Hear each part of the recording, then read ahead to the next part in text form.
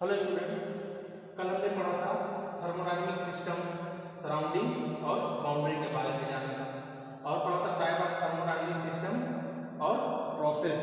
ठीक है, आज हम थोड़ा सा सिस्टम के बारे में और जानते हैं और सराउंडिंग के बारे में और बाउंड्री के बारे में। ठीक है, कल हमने आपको ओपन सिस्टम, क्लोज सिस्टम और आइसोलेटेड सिस्टम बताया था। आप लोगों से मैंने उसका ओपन सिस्टम और क्लोज सिस्टम का एग्जाम्पल भी पूछा था। ठीक है, तो आज हम आप लोगों को बताएंगे कि ओपन सिस्टम और क्लोज सिस्टम और आइसोलेटेड सिस्टम के एग्जाम्पल क्या होता है।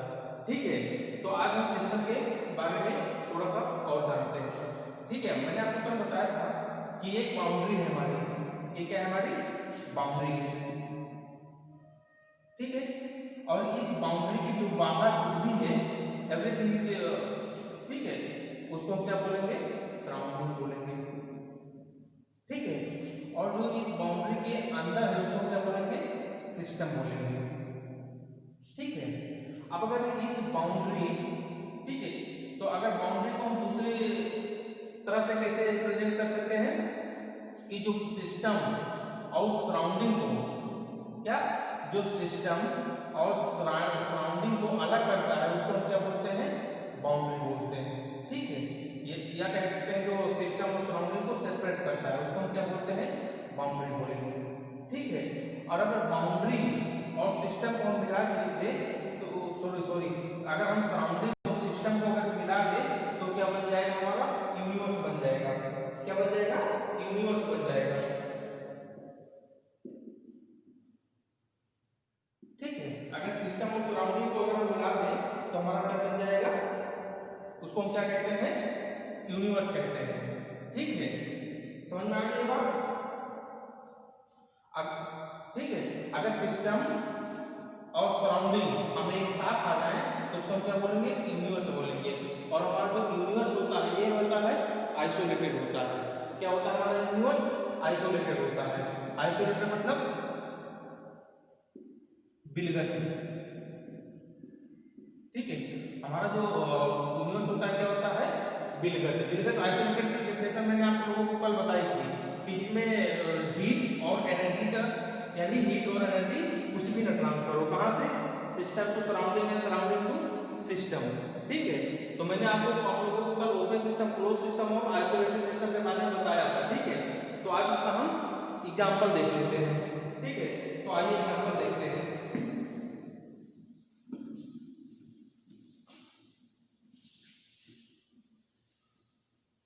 अब देखिए, मैंने आप लोगों को पढ़ाया था टाइप ऑफ सिस्टम। क्या पढ़ा था, टाइप ऑफ सिस्टम। ठीक है, टाइप ऑफ सिस्टम में ना मैंने आपको बताया था ओपन सिस्टम, दूसरा मैंने आप लोगों को बताया था क्लोज सिस्टम। कौन सा सिस्टम, क्लोज सिस्टम। ठीक है, और तीसरा मैंने आप लोगों को बताया था आइसोलेटेड सिस्टम। कौन सा, आइसोलेटेड सिस्टम। ठीक है, इसमें क्या बताया था, ये हो गया तो हमारा सिस्टम बन गया। ठीक है, यहां से हम एक लाइन ड्रॉ कर देते हैं। क्या कर देते हैं, एक लाइन ड्रॉ कर देते हैं। ठीक, ये हो गया हमारा टाइप ऑफ सिस्टम। ठीक है, अब इसमें क्या हो गया, अगर हम लिखेंगे मास ट्रांसफर, ऐसा इसलिए बनाते हैं ताकि हम लोगों को याद करने में आसानी रहे। ठीक है, फिर दूसरा कॉलम हमारा हो जाएगा एनर्जी ट्रांसफर का। किसका, एनर्जी ट्रांसफर का।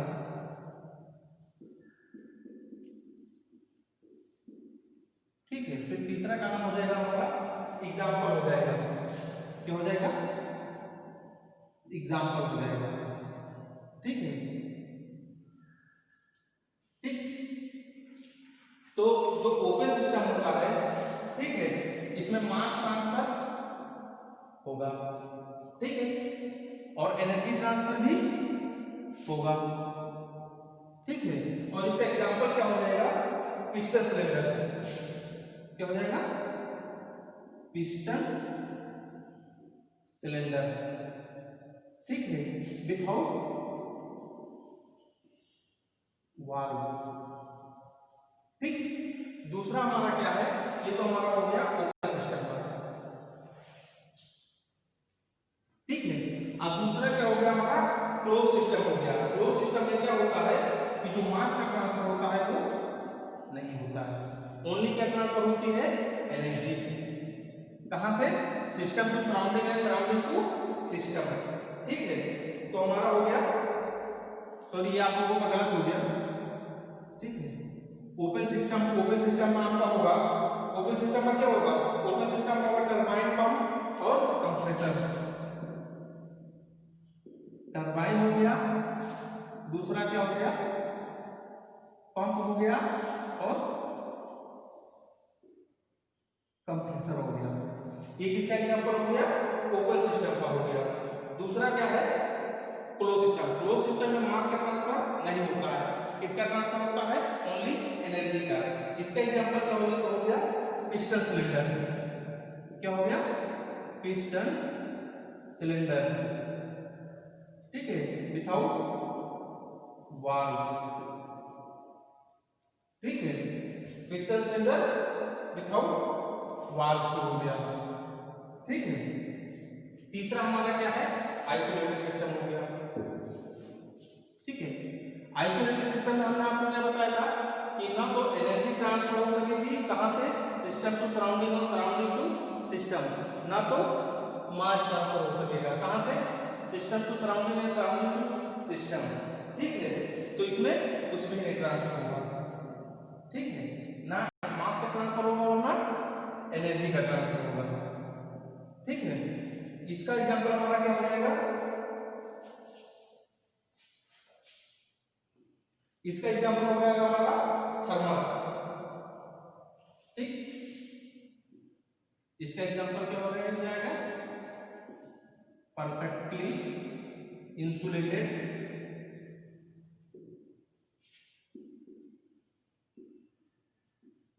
थर्मस। क्या हो जाएगा, परफेक्टली इंसुलेटेड थर्मस, ठीक है। तो आप लोगों को आई थिंक कि आप लोगों को क्लियर हो गया होगा कि ओपन सिस्टम, क्लोज सिस्टम और आइसोलेटेड सिस्टम। अब तो किसी को कंफ्यूजन नहीं इसमें ना। ओपन सिस्टम में एनर्जी और मास दोनों का ट्रांसफर होगा, ठीक है। क्लोज सिस्टम में ओनली मास ट्रांसफर होगा, ओनली एनर्जी ट्रांसफर होगी और मास का ट्रांसफर नहीं होगा। आइसोलेटेड सिस्टम में ना तो मास होगा ना तो एनर्जी होगा। आपको ये एग्जांपल मिल गए, ठीक है। अब इतना हो गया। अब बाउंड्री के बारे में 2-3 पॉइंट हम और जान लेते हैं, ठीक है। बाउंड्री के बारे में 2-3 चीजें और हम लोग जान लेते हैं, क्या होता है बाउंड्री।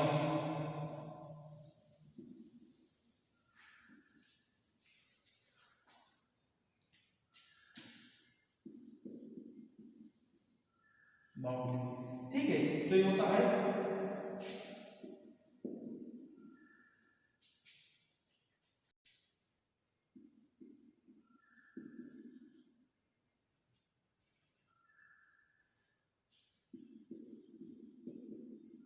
सिस्टम एंड सराउंडिंग, ठीक है। जो बाउंड्री होती है सिस्टम और सराउंडिंग को एक दूसरे से अलग करती है, पहला पॉइंट हो गया, ठीक है। दूसरा क्या होता है, it can fix and movable, ठीक है। इट कैन फिक्स और मूवेबल, ठीक है। बाउंड्री या तो फिक्स होगी या मूवेबल होगी, ठीक है। तीसरा पॉइंट होता है, अब हमारी फिक्स बाउंड्री और मूवेबल बाउंड्री में होगा क्या आ जाएगा, फिक्स बाउंड्री में हमारा आ जाएगा कि रिजिड बॉक्स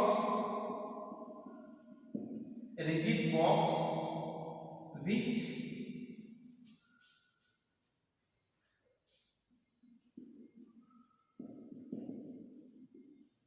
कंटेनिंग गैस, ये किस बाउंड्री में हमारा आ जाएगा, फिक्स्ड बाउंड्री में आ जाएगा, ठीक है।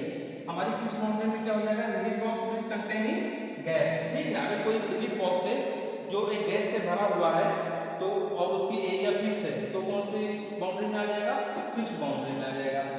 चौथा हमारा क्या है, मूवेबल बाउंड्री में क्या आ जाएगा, मूवेबल बाउंड्री में आपका क्या आ जाएगा, सिलेंडर, सिलेंडर विथ पिस्टन। ठीक है, तो ये दो तीन बेसिक पॉइंट है जो बाउंड्री के बारे में आपको क्लियर होनी चाहिए। ठीक है, कि जो सिस्टम और सराउंडिंग को अलग करके रखता है उसको हम क्या कहते हैं, बाउंड्री कहते हैं। हमारी जो बाउंड्री होती है या तो फिक्स होगी या तो मूवेबल होगी। ठीक है, फिक्स बाउंड्री कौन सी होगी, मान लीजिए कोई बॉक्स है जिस कंटेनर में गैस भरा है उसका एरिया फिक्स है। ठीक है, उसके अंदर कुछ नहीं होता, कोई पार्ट मूव नहीं करता, तो कौन सी बाउंड्री हो जाएगी, फिक्स्ड बाउंड्री हो जाएगी। मूवेबल बाउंड्री क्या हो जाएगी, हमारा कोई सिलेंडर पिस्टन के साथ है। ठीक है, तो ये हो गए बाउंड्री के बारे में दो तीन चार जो बेसिक पॉइंट है। ठीक,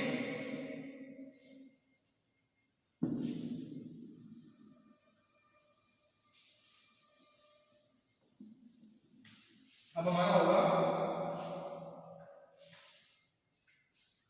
थर्मोडायनामिक इक्विलिब्रियम।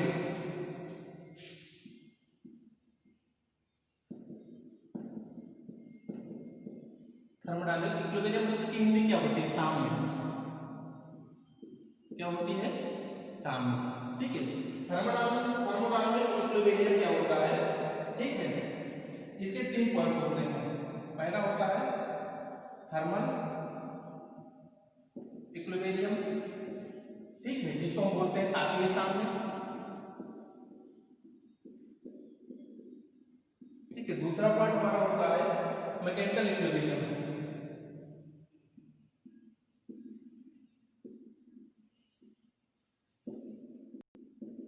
Mechanical equilibrium. तीसरा पॉइंट होता है हमारा केमिकल इक्विलिब्रियम।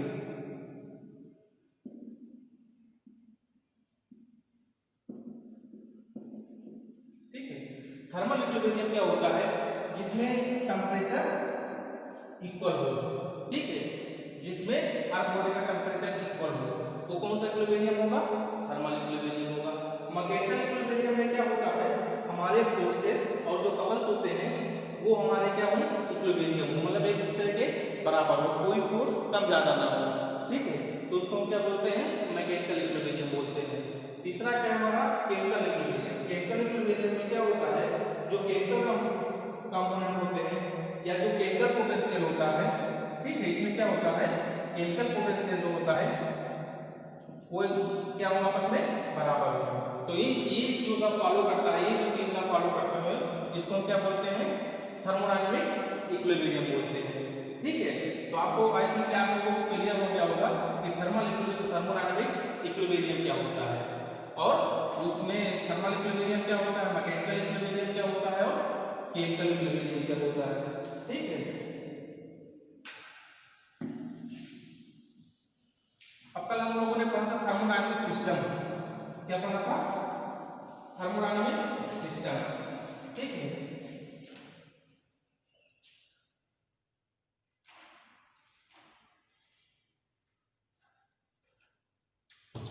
देख लेते हैं अब प्रॉपर्टी ऑफ सिस्टम क्या होता है। क्या होता है, प्रॉपर्टीज ऑफ सिस्टम।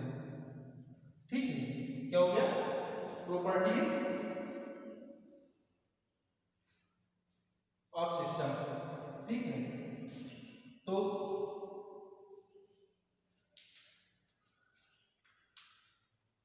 इसकी दो प्रॉपर्टी होती है। ठीक है, एक तो होता है एक्सटेंसिव प्रॉपर्टीज। क्या होता है, एक्सटेंसिव प्रॉपर्टीज, इंटेंसिव प्रॉपर्टीज। दूसरा क्या होता है, एक्सटेंसिव प्रॉपर्टीज, एक्सटेंसिव प्रॉपर्टीज। ठीक है, इंटेंसिव प्रॉपर्टीज क्या होता है, ठीक है, इंटेंसिव प्रॉपर्टी होता है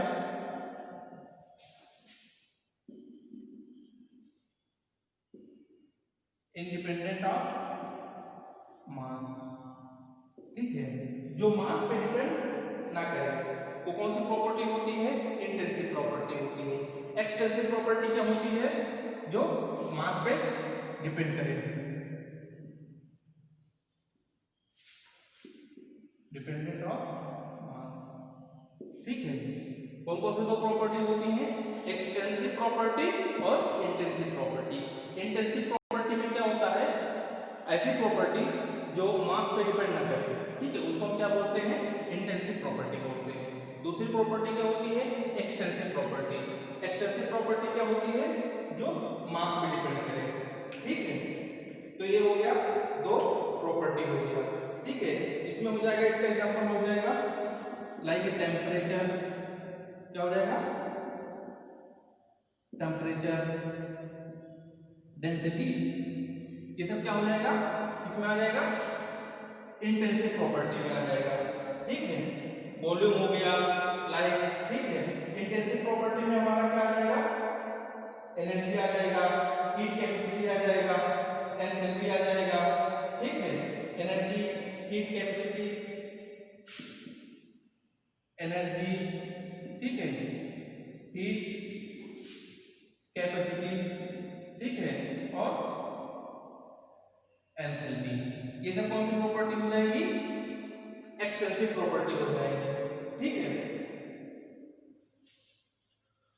अब हमने पढ़ा था थर्मोडायनेमिक्स प्रोसेस।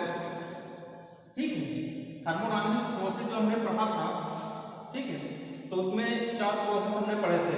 कौन कौन से बताइए, हमने कल क्या पढ़ा था, थर्मोडायनेमिक्स प्रोसेस। थर्मोडायनेमिक्स प्रोसेस में हमने 4 प्रोसेस पढ़ा था, याद है किसी को, आइडियाबैटिक, आइसोकोरिक, ठीक, प्रोसेस। ठीक है, दूसरा क्या पढ़ा था, आइसोकोरिक प्रोसेस। ठीक है, फिर पढ़ा था आइसोथर्मल प्रोसेस, आइसोथर्मल प्रोसेस। ठीक, फिर चौथा हमने देखा था आइडियाबैटिक प्रोसेस। कौन सा प्रोसेस, आइडियाबैटिक प्रोसेस। ठीक है, तो कल हमने बताया था कि जो आइसोकोरिक प्रोसेस होता है, आइसोकोरिक प्रोसेस में हमने क्या बताया था कि चेंज इन वॉल्यूम 0 होता है, यानी वॉल्यूम में कोई चेंजेस नहीं आता है आइसोकोरिक प्रोसेस में। और आइसोकोरिक से हमने क्या बताया था कि चेंज इन प्रेशर 0, यानी प्रेशर में कोई चेंजेस नहीं आता है। ठीक है, आइसोथर्मल में हमने बताया था कि डेल्टा T 0, यानी टेम्परेचर में कोई चेंजेस नहीं आता। और आइडियाबैटिक प्रोसेस में हमने बताया था कि डेल्टा Q = 0। ये सब हमने 4 प्रोसेस पर पढ़े थे। ठीक है, और इसमें थोड़ा सा प्रोसेस में आपको देखना है कि एक टर्म आता है रिवर्सिबल प्रोसेस और इरिवर्सिबल प्रोसेस। क्या आता है, रिवर्सिबल प्रोसेस, रिवर्सिबल प्रोसेस और दूसरा इरिवर्सिबल प्रोसेस। दूसरा क्या हो जाएगा आपका, इरिवर्सिबल प्रोसेस। ठीक है, इसी के पार्ट में। ठीक है, तो इसमें बेसिक आइडिया हम ले लेते हैं कि रिवर्सिबल प्रोसेस क्या होता है और इरिवर्सिबल प्रोसेस क्या होता है। ठीक है, तो जो रिएक्शन या जो प्रोसेस, ठीक है, जो रिएक्शन या जो प्रोसेस अपने ओरिजिनल कंडीशन में रिटर्न होके फिर वापस आ जाए, उसको हम क्या बोलते हैं, रिवर्सिबल प्रोसेस बोलते हैं। ठीक है, ये जो ऐसा प्रोसेस जो पूर्ण रूप से अपने फॉर्म में दोबारा आ जाए, उसको हम क्या बोलते हैं, रिवर्सिबल प्रोसेस बोलते हैं। ठीक है, और फिर दूसरा क्या है, इरिवर्सिबल प्रोसेस। ठीक है, जो अपने इनिशियल स्टेट में लौट कर ना आए। तो जनरली कोई भी प्रोसेस या कोई भी रिएक्शन हमें 100% रिवर्सिबल नहीं हो सकता। हम एक आइडियल प्रोसेस मान लेते हैं जो रिवर्सिबल मानते हैं, बाकी हमारा कोई भी प्रोसेस होगा जो इरिवर्सिबल होगा, मतलब 100% जितना प्रोसेस हुआ उतना वापस नहीं आ सकता, कुछ ना कुछ इधर उधर वेस्ट होगा। ठीक है, या तो उसके इंटरनल एनर्जी बढ़ाने में या कहीं फ्रिक्शन में। ठीक है, तो कोई भी प्रोसेस जो होता है हमारा 100% रिवर्सिबल नहीं हो सकता। ठीक है, तो आपको आई थिंक आपको आइडिया हो गया होगा कि रिवर्सिबल और इरिवर्सिबल प्रोसेस क्या होता है। जो अपने ओरिजिनल कंडीशन में लौट के आ जाए उसको रिवर्सिबल प्रोसेस बोलते हैं, और जो बिना बदले अपने ओरिजिनल कंडीशन में वापस लौट के आ जाए उसको रिवर्सिबल प्रोसेस कहते हैं, और जो अपने ओरिजिनल कंडीशन में ना लौट के आए उसको क्या बोलते हैं, इरिवर्सिबल प्रोसेस बोलते हैं। ठीक, फिर हमारा क्या है, फिर हमने पढ़ा था लॉ ऑफ थर्मोडायनामिक्स। ठीक है, क्या पढ़ा था हमने, law of thermodynamics. Law of thermodynamics में हमने पढ़ा था law of thermodynamics. Law of thermodynamics में हमने पढ़ा था आपका पहला था zeroth law.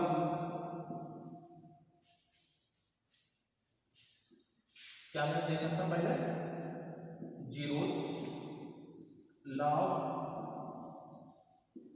Thermodynamics.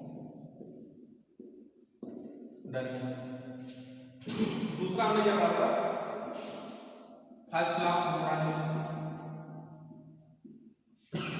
First law of thermodynamics. फिर हमने पढ़ा था सेकंड लॉ ऑफ थर्मोडायनामिक्स। ठीक है,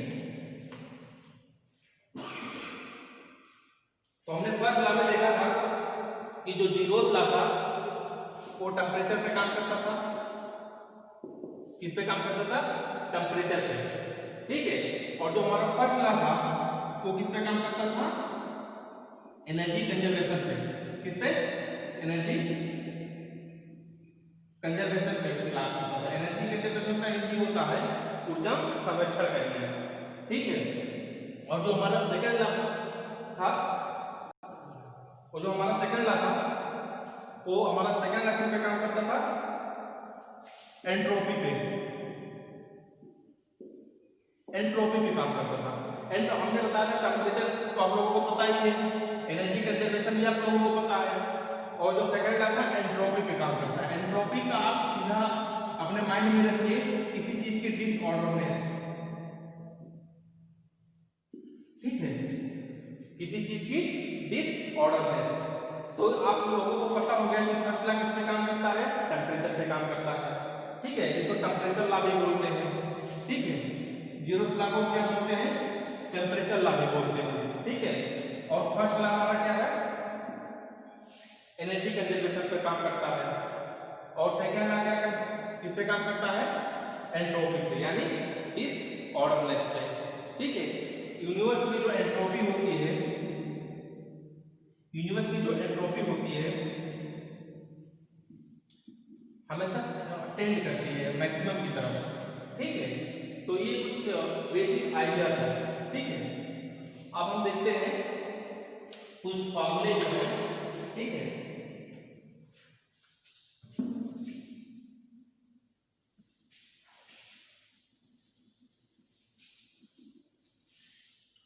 आप लोग अगर थोड़ा सा मेहनत करेंगे तो आप लोगों को अच्छी नॉलेज हो जाएगी, बट आप लोगों को उसके साथ थोड़ा सा मेहनत करना होगा। ठीक है, हमने फर्स्ट लॉ देखा था कि आइसोथर्मल प्रोसेस लेते हैं। कौन सा प्रोसेस लेते हैं, आइसोथर्मल प्रोसेस लेते हैं। आइसोथर्मल प्रोसेस लेते हैं। ठीक, आइसोथर्मल प्रोसेस में देखते हैं कि हमारा जो वर्क डन क्या होगा। ठीक है, क्या देखते हैं कि आइसोथर्मल में हमारा वर्क डन क्या होगा। ठीक, तो पहले हम देखते हैं कि आइसोथर्मल प्रोसेस जब हम लेते हैं तो हमारे मन में एक चीज जरूर क्लियर होनी चाहिए कि जो चेंज इन टेम्परेचर है वो जीरो होगा, यानी डेल्टा टी जीरो होगा। ये डेल्टा टी क्या शो करता है, change in temperature. Change in temperature यानी तापमान में बदलाव। ठीक है, तो क्या हो जाएगा, जीरो हो जाएगा। तो अगर हम फर्स्ट लॉ इसमें लगाते हैं, यानी फर्स्ट लॉ हमारा क्या होता है, डी की बराबर D you plus D W. इसको मैंने कल बताया था कि अगर हम किसी चीज को क्यू उष्मा देते हैं, ठीक है, तो कुछ उष्मा या कुछ हीट उसकी इंटरनल एनर्जी इंक्रीज करने में खर्च हो जाएगी, ठीक, और जो बचेगी उस एनर्जी से क्या, उस हीट से क्या होगा, कार्य में खर्च होगा, ठीक है। अगर हम किसी चीज को Q ऊष्मा दे रहे हैं, ठीक है, तो कुछ ऊष्मा उसकी इंटरनल एनर्जी बनाने में खर्च होगी और जो बचेगी वो वर्क में खत्म हो जाएगी।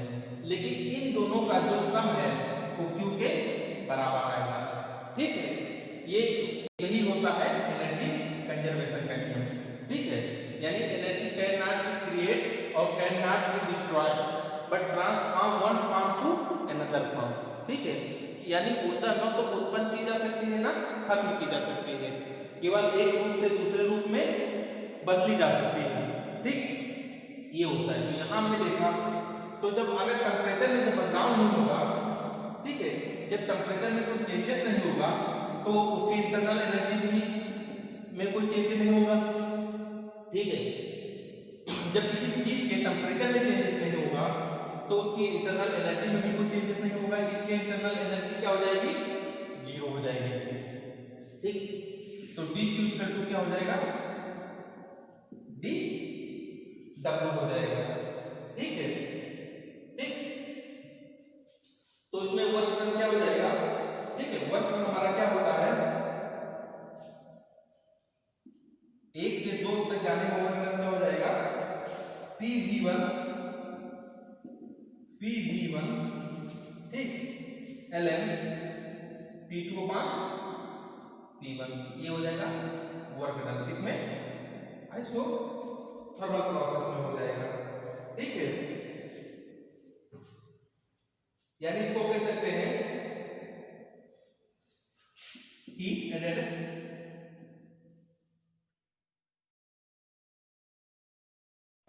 is equal to heat added to the system is equal to work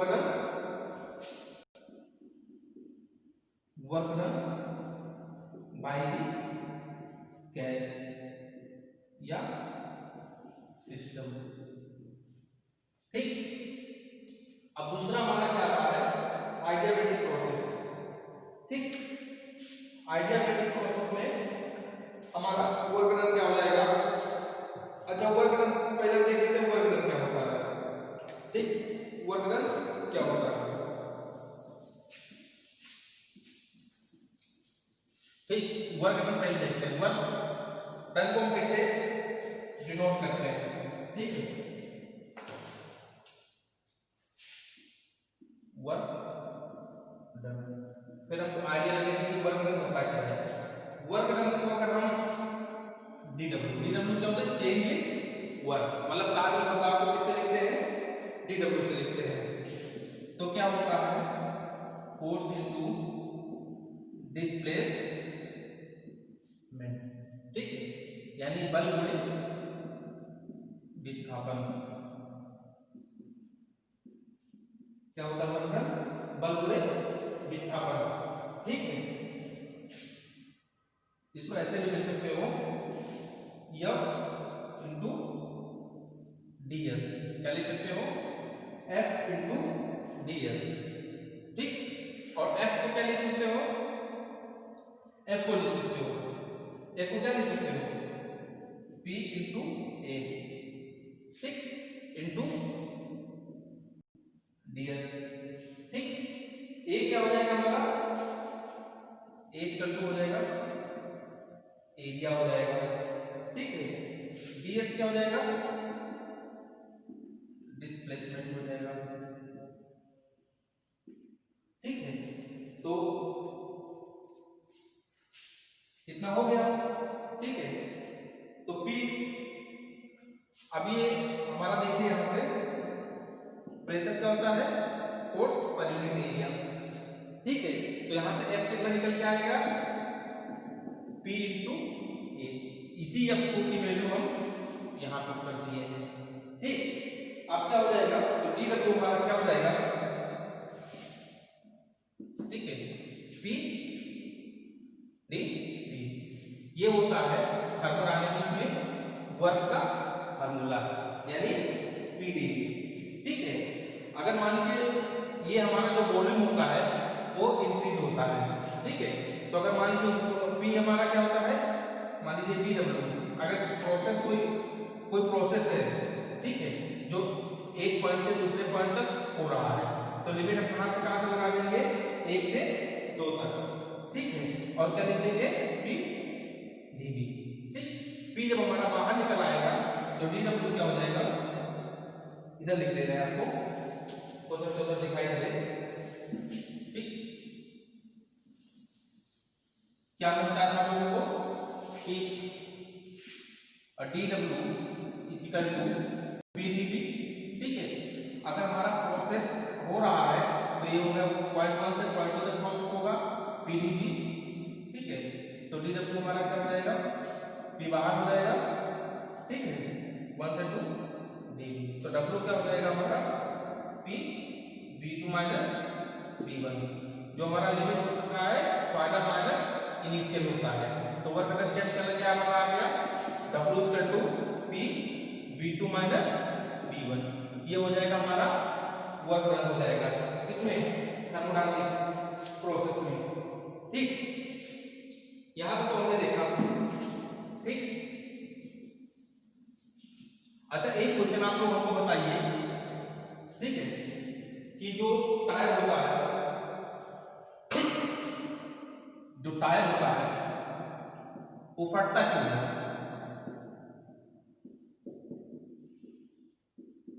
फटता क्यों है, ठीक, क्यों है, आप लोग कमेंट करके बताइएगा कि टायर अचानक फट क्यों जाता है, ठीक। मान लीजिए आप लोगों का आंसर होगा कि जो टायर के अंदर की एयर होती है वो गर्म हो जाती है और टायर फट जाता है, ठीक। लेकिन जब जो टायर के अंदर की हवा निकलती है, एयर निकलती है, उसको जो हम छूते हैं या महसूस करते हैं तो ठंडी क्यों लगती है, भाई हमारा टायर तो फटा कि हवा गर्म थी टायर के अंदर, या हवा टायर के अंदर गर्म हो जाने के कारण प्रेशर बढ़ गया, प्रेशर बढ़ जाने के कारण टायर फट गया। लेकिन जब वो एयर बाहर निकलती है तो ठंडी हमें क्यों लगती है, अगर वो हवा गर्म थी तो ठंडी क्यों लगती है, इसका लॉजिक क्या है, ये आप लोग हमें बताइएगा, ठीक है। बाकी हीट इंजन अभी आप लोगों का कवर करना है, ठीक है। हीट इंजन क्या होता है उसको हम बताएंगे आप लोगों को।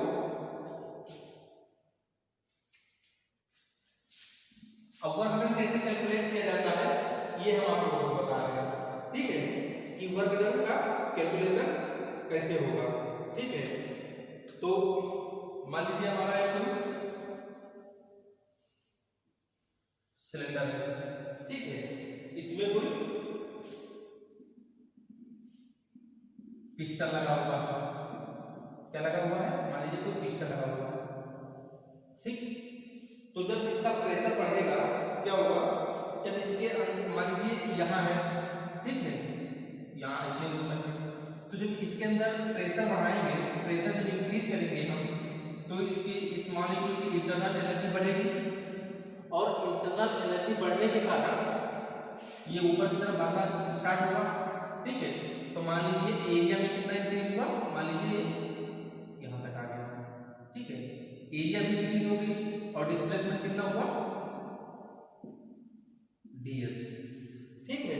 तो यहाँ से हमारा क्या निकल के आ जाएगा, वर्क डन निकल के आ जाएगा, ठीक है। तो क्या हो जाएगा, P into A into ds, pressure बढ़ने के कारण एरिया बढ़ा, एरिया बढ़ने के कारण हमारा वॉल्यूम इंक्रीज हुआ। तो जब तक डिस्प्लेसमेंट नहीं होगा तब तक हमारा कोई कार्य नहीं होगा, ठीक है। इसलिए हमारा क्या हो गया, ds को क्या बोल देंगे, चेंज इन वॉल्यूम, ठीक है, यानी वॉल्यूम में बदलाव हो गया, ठीक है। प्रेशर बढ़ने से एरिया बढ़ा, ठीक है, एरिया बढ़ने से वॉल्यूम बढ़ा, या कह सकते हो प्रेशर बढ़ने से वॉल्यूम बढ़ा, वॉल्यूम बढ़ने से एरिया बढ़ा, ठीक है, नो मैटर, ठीक है। इसलिए हमारा तो ये क्या हो गया, वर्क हो गया, ठीक है। तो हमें समझ में आ गया कि वर्क डन कैसे ड्राइव हुआ, ठीक। अब हम पढ़ रहे थे कि आइसोथर्मल में वर्क डन क्या होता है, ठीक है। अब हम देखेंगे कि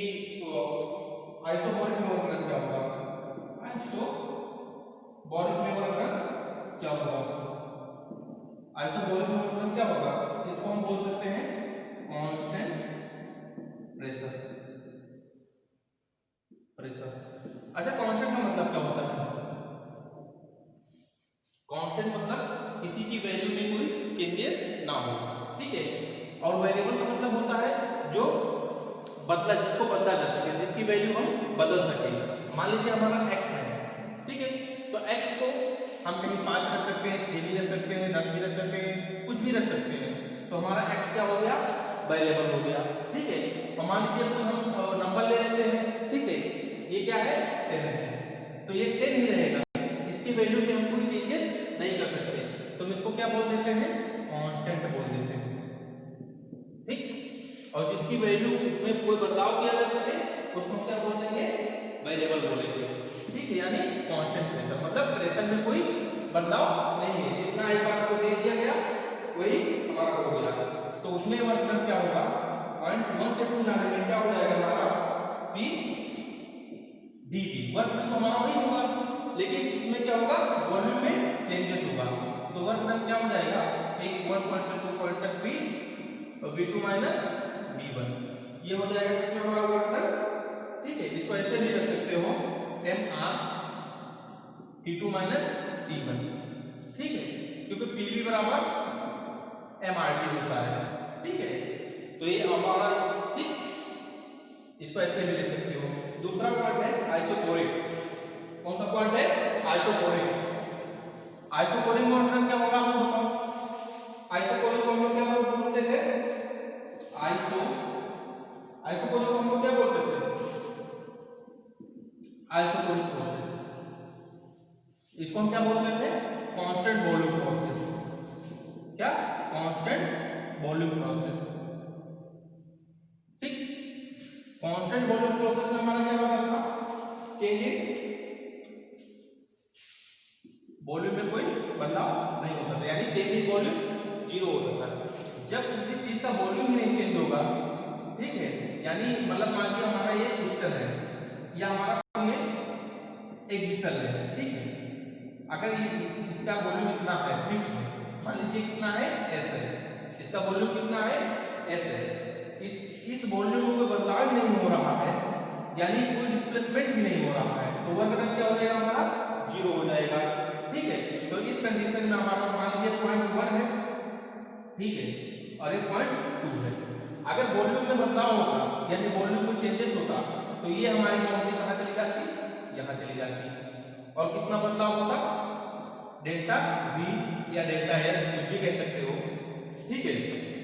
लेकिन अगर वॉल्यूम में कोई बदलाव नहीं हो रहा है तो हमारा 1 से 2 पॉइंट में क्या होगा, वर्क डन 0 हो जाएगा, यानी कोई आइसोकोरिक प्रोसेस में वर्क डन क्या होता है, 0 होता है, ठीक है। अब हमारा चौथा कौन सा बचा, आइसोलेटेड बचा। कौन सा बचा, आइडियाबैटिक प्रोसेस बचा, सॉरी आइसोलेटेड नहीं, आइडियाबैटिक प्रोसेस बचा। आइडियाबैटिक में हमारा वर्क डन क्या हो जाएगा, आप लोग बताओ। आइडियाबैटिक में हमारा वर्क डन क्या हो जाएगा, P1 V1 minus P2 V2 upon gamma minus 1 हो जाएगा। क्या हो जाएगा, P1 V1 minus P2 V2 upon gamma minus 1। इसको ये भी लिख सकते हो, यह मान T1 minus P2 upon gamma minus 1, ठीक है। ये तो हो गया हमारा वर्क डन हो गया, ठीक।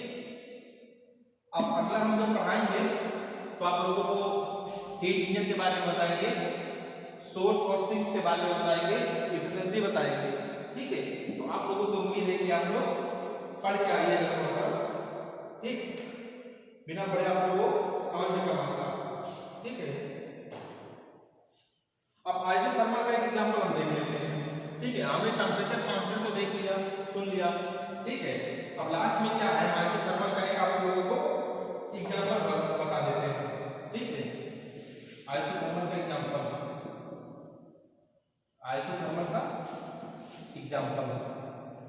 ठीक है।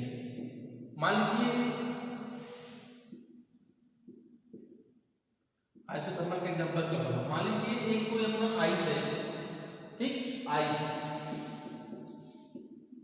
बर्फ, ठीक, एक बर्फ का टुकड़ा हम लोग ले लेते हैं, ठीक है। बर्फ का टुकड़ा जो है अपने मेल्टिंग पॉइंट पे गलना शुरू हो जाता है और धीरे धीरे गल के खत्म हो जाता है। यानी जो एक बर्फ का टुकड़ा है, ठीक है, ये भी कोई एक आइस का टुकड़ा है, ठीक, इसका कोई मेल्टिंग पॉइंट होगा। मेल्टिंग पॉइंट क्या होता है? जिस पे वो अपना गलना शुरू हो जाए। किसी चीज का मेल्टिंग पॉइंट वो पॉइंट होता है जिस पे वो अपना मेल्ट होना शुरू हो जाए, ठीक है। तो मान लीजिए कोई बर्फ है, एक गलना शुरू हो गया और उसके टेम्परेचर में कोई चेंज नहीं हो रहा है, कोई चेंजेस नहीं हो रहा है। यानी जितने टेम्परेचर पे गलना स्टार्ट हुआ या जितना उसका मेल्टिंग पॉइंट है उतने पे वो धीरे धीरे गल जाए, टेम्परेचर में कोई चेंजेस ना हो। तो इसको क्या कहते हैं? ये कौन सा प्रोसेस हो गया? आइसोथर्मल, ठीक। दूसरा एग्जांपल क्या हो जाएगा हमारा कि वेपोराइजेशन ऑफ वाटर। क्या हो जाएगा?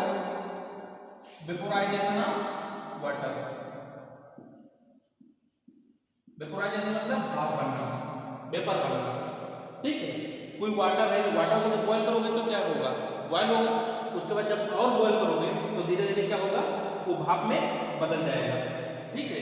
तो जब भाप में कोई वाटर बदलना शुरू हो जाता है, जिस टेम्परेचर पर कोई वाटर भाप में बदलना शुरू हो जाता है उस टाइम उसका टेम्परेचर फिक्स कर देते हैं। यानी उसके टेम्परेचर में कोई बदलाव नहीं होगा और उसी टेम्परेचर पर जो सारा वाटर है वो वेपर में बदल जाता है, यानी वाष्प में बदल जाता है। तो ये कौन सा प्रोसेस हो गया? Isothermal process. आइसोथर्मल प्रोसेस हो गया, ठीक है। अब लास्ट का जो आपको बताएंगे कि आइडियाबैटिक का एग्जांपल क्या होगा, ठीक है। इसका आइडियाबैटिक प्रोसेस का एग्जांपल क्या होगा ये आप लोग बताएंगे, ठीक है। क्या आप लोगों को बताना है? आइडियाबैटिक प्रोसेस का एग्जांपल, ठीक। ये आप लोग बताना, फिर कल आप लोगों को नेक्स्ट लेक्चर में पढ़ाएंगे हीट इंजन, ठीक है। क्या हो जाएगा? आइडियाबैटिक प्रोसेस का एग्जांपल, ये आप लोग बताएंगे, ठीक है, ठीक। नेक्स्ट क्लास में आप लोगों को हीट इंजन के बारे में बताएंगे कि हीट इंजन क्या होता है, कैसे वर्क करता है, क्या उसकी एफिशिएंसी होती है।